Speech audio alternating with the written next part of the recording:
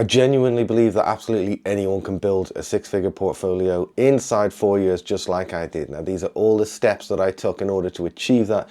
There is some risk associated with it and there is some sacrifice associated with it, but that sacrifice pales into insignificance versus the reward. And the reward for me means that by the time I'm 50, I'm going to be able to retire if I choose to do so, and I'm going to be able to do it in such a way that there's no impact in terms of the quality of life that I have. So these are the 7 steps that I took in order to achieve that. The first one is, this is my car, right? This is a 9-year-old Mondeo. I bought it in 2020. I bought it for £9,000. I put all of that onto a credit card and I absolutely paid that credit card off as soon as I possibly could. I did it in a few months. I smashed it. I threw everything I possibly could at it. And you know, that meant that I didn't go out for a few meals and I missed a holiday that year, but it bought me a car that I have now had for 5 years. I've put 50,000 miles on that car and I've been really lucky. So there is luck associated with some of these initiatives. So I've been really lucky in terms of repairs. I've not had to do anything significant, you know, some tires, some brake pads, MOTs and services,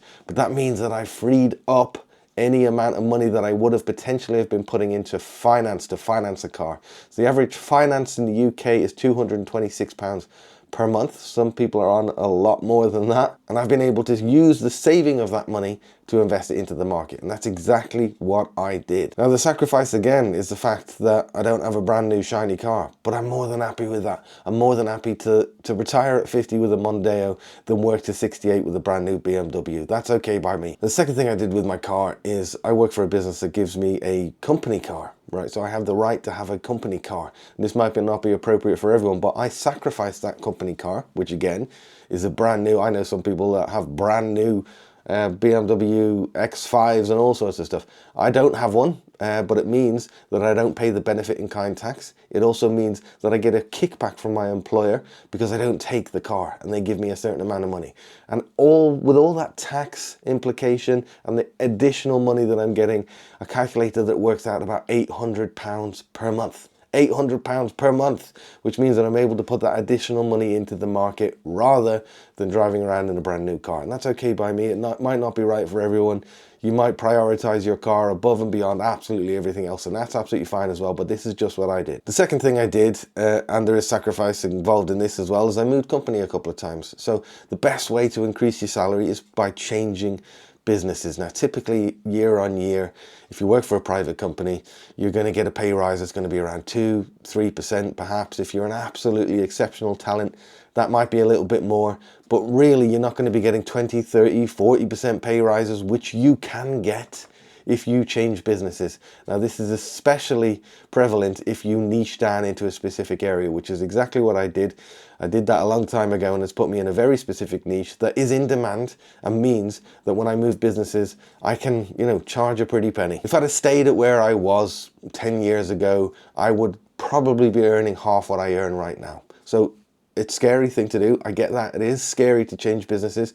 I've left a lot of friends along the way. I've left really good businesses, but I've been lucky again because every business that I've worked for has been great, and I've met new people and I've had new opportunities, and it's broadened my horizons, and I've traveled to new places. So not only is it a financial benefit, but it's a social benefit as well. The third thing that I did was create a side hustle, which I did in January 2022.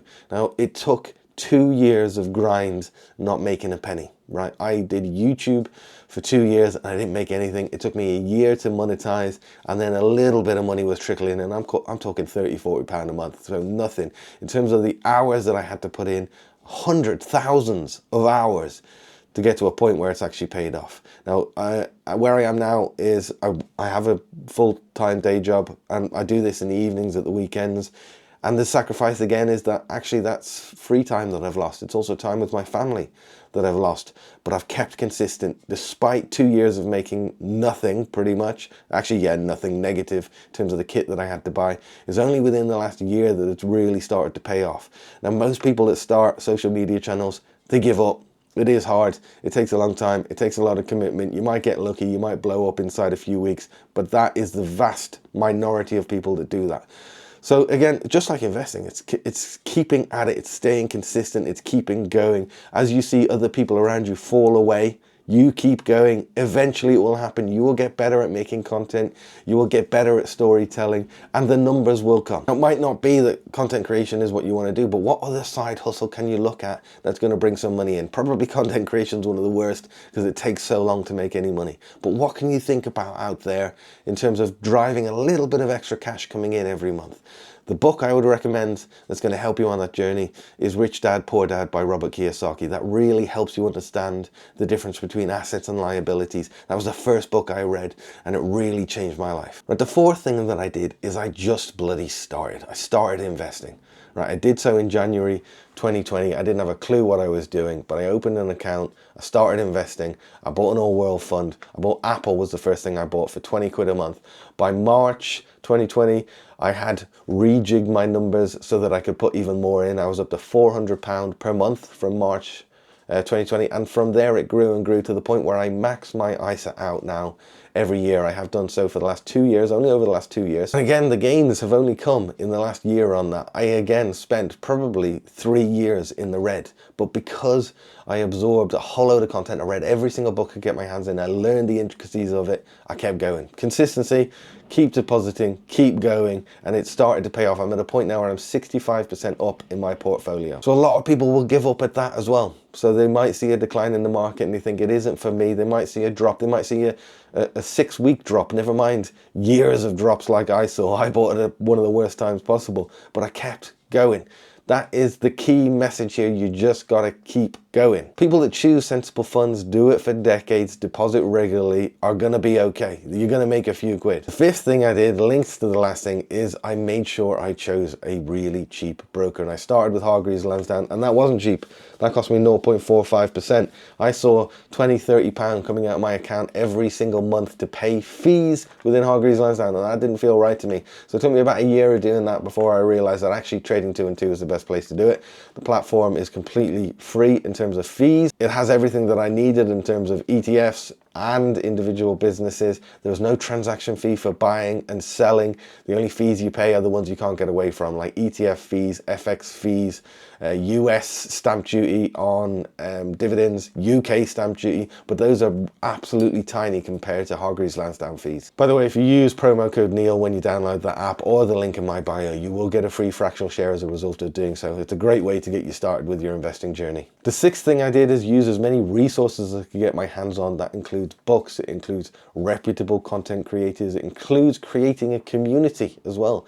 So I have created a WhatsApp group with other like-minded people on TikTok. I'm in another one on YouTube with other like-minded people. Now, typically, actually, believe it or not, we don't talk about investing on there at all, but we have a community there where we can check in with each other, we can discuss what's going on, and we can help each other out. Now, that has been absolutely vital on my journey. If I didn't have that community, I probably would have given up content creation years ago, and it probably would have had a negative impact in terms of how I invested as well. So for you, that can look like friends, family, support. That way it can look like if you did want to start content creation, for example, finding some like-minded creators, creating a WhatsApp group, providing some value to them, whatever it may be. But you need to have a community around you to stay consistent and to stay on the path. And the last thing is not in your control, but it's as important as anything else: luck, right? It takes a little bit of luck. You know, it depends what your time horizon is.